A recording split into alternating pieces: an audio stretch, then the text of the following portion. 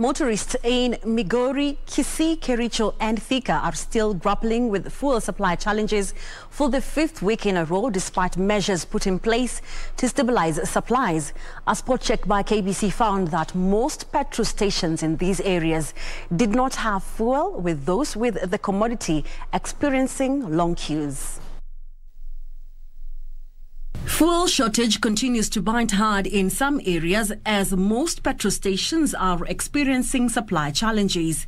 A spot check by KBC found that motorists and boda riders in Migori, Kisii, Kericho, Busia and Juja were queuing for hours to get fuel at a few filling stations that had fuel. This is despite the government announcing there is sufficient stock that could last the country until June. Tunaona hiyo shida bado iko, hata kama tuliambiwa mafuta imeongezewa na tukakubali mafuta imeongezewa, na bado uko na hiyo shida ya mafuta. In Kisii, motorists armed with jerrycans have returned as they hunt for the precious commodity in vain, with some saying they were buying fuel between 190 shillings and 220 shillings. Walisema kwamba fuel itakuja. Jameni, hata kwa sasa, hata mkitazama hapa nyuma, kuna mrundiko wa pikipiki na magari, hakuna fuel.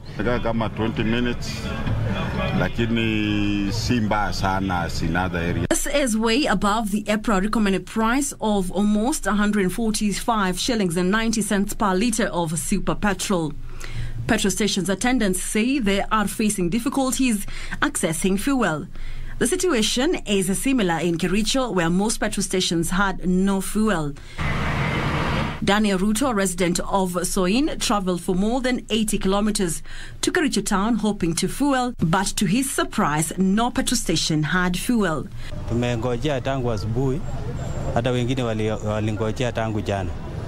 Sasa hatujaona dalili yote, tumezunguka town mzima, hakuna petrol. Hapo kabisa bwana, imekuwa mafuta. Sijui serikali inatuelekeza upande gani. With the reopening of schools, PSVs and boda riders say they are losing business as they spend hours queuing at filling stations for fuel. Pikipiki ziko, kazi iko, watoto wa shule wako, kupeleka shule hakuna juu ya petrol. Sasa tunasumbukana sana, hata watoto wetu wenye wanaenda shuleni saa hizi hata tunashindwa watafanya namna gani. They are calling on the government to address the crisis. A spot check in Mombasa established that fuel supplies had normalized.